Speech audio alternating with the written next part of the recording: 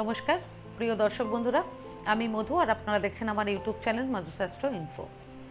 2024 সালের জুন মাসটি বৃষ রাশির ব্যক্তিদের জন্য কেমন হবে এবং রাশিফল আজ আমি আপনাদেরকে বলবো। কর্মজীবনের দিক থেকে জুন মাসটি বৃষ রাশির ব্যক্তিদের জন্য অনুকূল হবে। দশম ঘরের অধিপতি শনি পুরো মাস আপনাদের দশম ঘরেই থাকবে। সে কারণে খুব ভালোভাবে আপনারা কাজে সম্পাদনা করতে পারবেন এবং আপনাদের কাছে সমস্ত প্রয়োজনীয় যোগ্যতা থাকবে। শুধু একটু সতর্ক থাকবেন যে আপনাদের প্রতিপক্ষের কেউ আপনাদের বিরুদ্ধে কর্মক্ষেত্রে কিছু করতে পারে এবং আপনাদের সামনে কিছু ভুলও করতে পারে। সে সময় ঝগড়াঝাটিতে না জড়িয়ে তাদের থেকে এড়িয়ে চলবেন, অন্যথায় আপনাদের বিরোধীরা এটিকে অন্য কিছু হিসেবে ব্যবহার করতে পারে। এছাড়া ষষ্ঠ ঘরের অধিপতি শুক্র প্রথম ঘরে থাকায় অসুবিধার পরেও কর্মক্ষেত্রে প্রচুর সাফল্য পাওয়ার সম্ভাবনা থাকবে আপনাদের। যারা অনেক দিন ধরে ভালো চাকরির পাওয়ার জন্য চেষ্টা করছেন তাদের ভালো চাকরি পাওয়ার প্রবল সম্ভাবনা রয়েছে। যারা চাকরি করেন তারা কঠোর পরিশ্রম করে অন্যদের থেকে এগিয়ে থাকবেন, নিজের প্রতি বিশ্বাস রাখবেন এবং প্রতিটি কাজ পূর্ণ মন দিয়ে করবেন, তবেই প্রচুর সফলতা পাবেন আপনারা এই সময়। যারা চাকরি খুঁজছেন এবং যারা চাকরি করছেন তাদের উভয়ের জন্যই সবচেয়ে ভালো সময় থাকবে জুন মাসের 12, 23, 24 এবং 25 তারিখ। ব্যবসার দিক থেকে জুন মাসটি বৃষ রাশির ব্যক্তিদের জন্য অনুকূল হবে।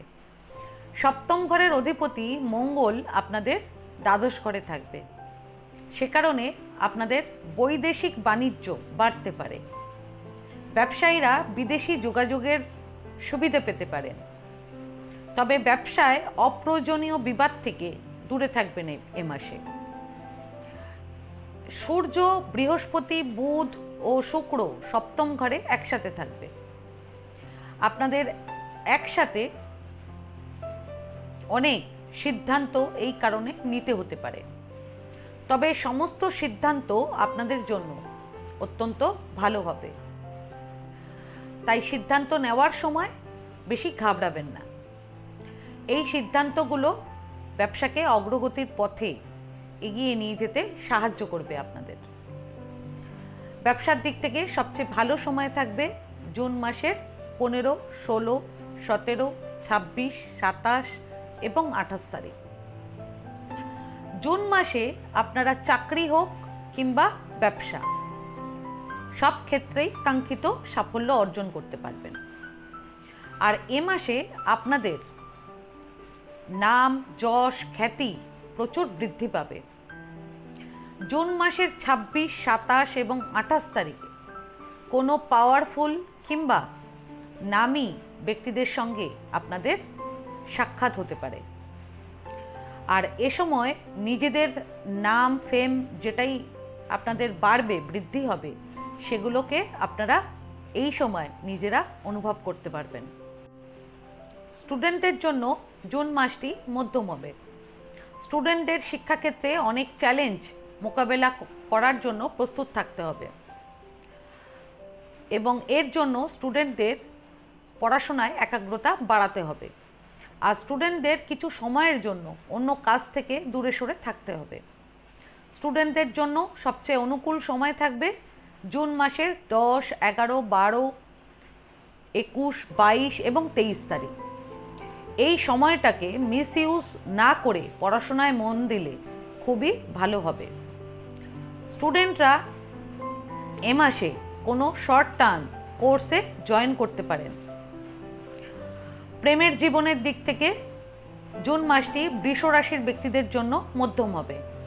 পঞ্চম ঘরে কেতু থাকবে এবং মঙ্গল দ্বাদশ ঘরে থাকবে, যার কারণে আপনাদের প্রিয়জনের মধ্যে বিবাদ এবং পারস্পরিক সম্প্রীতির অভাব দেখা দিতে পারে। আপনাদের প্রিয়জন সম্পর্কে এক ধরনের সন্দেহ তৈরি হতে পারে আপনাদের মনে। সে কারণে সন্দেহ না করে তার কথা মন দিয়ে শুনুন। প্রেমের দিক থেকে সবচেয়ে ভালো সময় থাকবে জুন মাসের 6 তারিখ। পাশাপাশি বৃহস্পতি, শুক্র এবং বুধ সপ্তম ঘরে দৃষ্টি দেবে। সে কারণে প্রেম জীবনে ভালোবাসা বৃদ্ধি পাবে, প্রচুর রোমান্সের সুযোগ পাবেন আপনারা এবং একসাথে কোথাও ঘুরতেও যেতে পারেন আপনারা। যারা অবিবাহিত তাদের জুন মাসের 28 তারিখ থেকে জুলাই মাসের 12 তারিখের মধ্যে বিয়ের প্রস্তাব আসতে পারে। দাম্পত্য জীবনের দিক থেকে জুন মাসটি বৃষ রাশির ব্যক্তিদের জন্য অনুকূল হবে।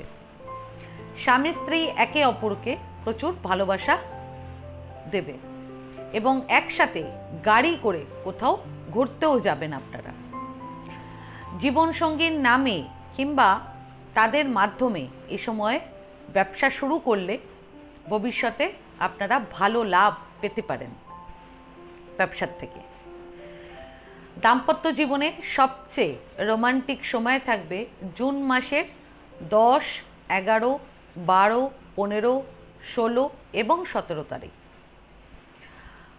বিবাহিতরা যারা অনেক দিন ধরে সন্তান নেওয়ার কথা ভাবছিলেন তাদের জন্য জুন মাসটি অত্যন্ত অনুকূল হবে। দেবগুরু বৃহস্পতির কৃপায় সন্তান সুখ লাভ করতে পারবেন আপনারা। পারিবারিক জীবনের দিক থেকে জুন মাসটি বৃষ রাশির ব্যক্তিদের জন্য অনুকূল হবে। মাসের প্রথমার্ধে সূর্য প্রথম ঘরে থাকবে, সে কারণে বাড়িতে মায়ের আধিপত্য থাকবে। জুন মাসের 7, 8 এবং 9 তারিখ আপনারা মায়ের সাথে খুব সুন্দর সময় কাটাবেন এবং বাড়িতে শান্তির অনুভব করবেন আপনারা। পুরো মাস শনি দশম ঘরে থাকবে, সে কারণে বাবার সঙ্গে কথা কাটাকাটি কিংবা বিবাদের সম্ভাবনা থাকবে। সে কারণে কথা বলার আগে একটু ভেবে নেবেন। জুন মাসের 1 তারিখ থেকে 11 তারিখের মধ্যে আপনারা কোনো বাহন কিনতে পারেন। এছাড়া জুন মাসের 21, 22 এবং 23 তারিখে একটু ধর্মীয় দিকে আপনাদের আগ্রহ বাড়তে পারে। জুন মাসের 26, 27 এবং 28 তারিখে বন্ধুবান্ধবদের সঙ্গে খুব আনন্দের সময় কাটাবেন আপনারা। দ্বাদশ ঘরে মঙ্গল বসে তৃতীয় ঘরকে দেখবে, সে কারণে আপনাদের ভাই বোনদের কর্মজীবনেও ভালো সাফল্য পাওয়ার সম্ভাবনা থাকবে এই মাসে। পরিবারে আপনাদের সম্মান বাড়বে। আর আগেই বললাম এ মাসে আপনাদের প্রচুর নাম খ্যাতি এগুলো বৃদ্ধি পাবে সমাজে। আর্থিক দিক থেকে জুন মাসটি বৃষ রাশির ব্যক্তিদের জন্য অত্যন্ত অনুকূল হবে। একাদশ ঘরে রাহুর উপস্থিতি আপনাদের জন্য আশীর্বাদ। আমি সবসময় বলি রাহুকে কিন্তু খারাপভাবে সবসময় দেখবেন না। রাহু যখন আবার দেয় তখন আবার প্রচুর দেয়, অপ্রত্যাশিত ধন। রাহু আপনাদের ব্যাংক ব্যালেন্স বাড়াতে সাহায্য করবে, আপনাদের আয় বৃদ্ধি পাবে। এছাড়া সম্পত্তি কেনাবেচা করেও আপনারা ভালো লাভ করতে পারবেন। সরকারি খাত থেকেও পরিবারের আয় বাড়তে পারে। এছাড়া মঙ্গল দ্বাদশ ঘরে থাকবে, সে কারণে ব্যয় নিয়ন্ত্রণও আপনারা করতে পারবেন। এ মাসে যে কোনো ধরনের বিনিয়োগ থেকে আপনারা আর্থিক লাভ করতে পারবেন। শেয়ার মার্কেটে শেয়ার সেল করার জন্য কিংবা স্টক সেল করার জন্য সবচেয়ে ভালো সময় থাকবে আপনাদের জুন মাসের 3 এবং 4 তারিখ। আর শেয়ার কিংবা স্টক মার্কেটে ইনভেস্ট করার জন্য ফার্দার ইনভেস্ট করার জন্য সবচেয়ে ভালো সময় থাকবে জুন মাসের 26, 27 এবং 28 তারিখ। আর ফাইন্যান্সিয়ালি সবচেয়ে ভালো সময় থাকবে আপনাদের জুন মাসের 2, 3 এবং 4 তারিখ। আর সবচেয়ে এক্সপেন্সিভ সময় থাকবে আপনাদের জুন মাসের 29 এবং 30 তারিখ। স্বাস্থ্যের দিক থেকে জুন মাসটি বৃষ রাশির ব্যক্তিদের জন্য মধ্যম হবে। দ্বাদশ ঘরে মঙ্গল থাকায় আপনাদের গাড়ি চালানোর সময় অত্যন্ত সতর্ক থাকতে হবে, না হলে কোনো দুর্ঘটনা ঘটতে পারে। জুন মাসের 18, 19 এবং 20 তারিখ একটু বেশি কেয়ারফুল হয়ে গাড়ি চালাবেন। পঞ্চম ঘরে কেতু থাকায় আপনাদের কোনো ধরনের আঘাত কিংবা জ্বরে ভুগতে হতে পারে, সে কারণে ডাক্তারের পরামর্শ অবশ্যই নিয়ে নেবেন।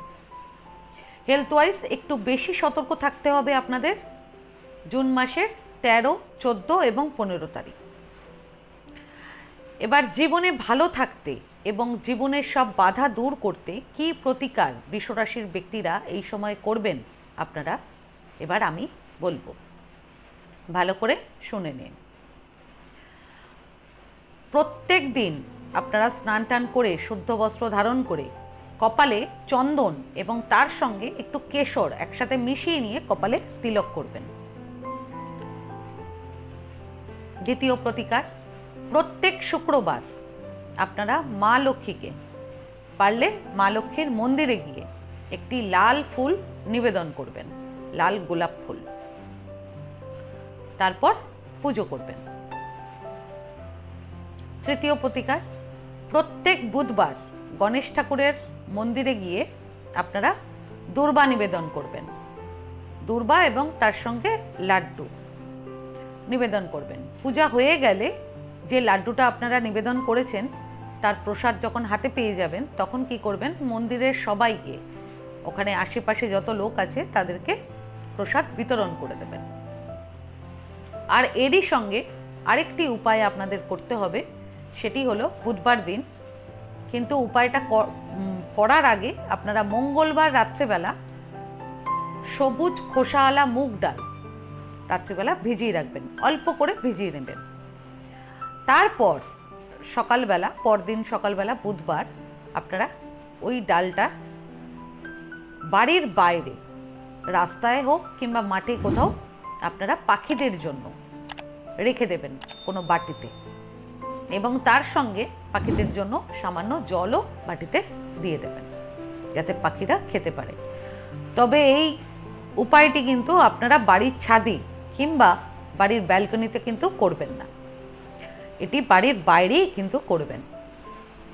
তো বন্ধুরা, আজকে আমি ভিডিওটি এখানেই শেষ করলাম। আমার এই ভিডিওটিকে যদি ভালো লেগে থাকে তাহলে ভিডিওটিকে লাইক করবেন আর আমার চ্যানেলটিকে সাবস্ক্রাইব করে দেবেন।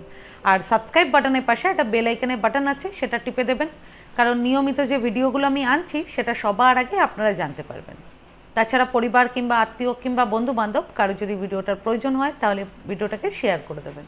আর আপনাদের যদি কোনো প্রশ্ন কিংবা কোনো মতামত থাকে তাহলে আমার কমেন্ট বক্সে কমেন্ট করে আমাকে জানান, আমি চেষ্টা করব যত তাড়াতাড়ি সম্ভব উত্তরটি দেওয়ার। ধন্যবাদ।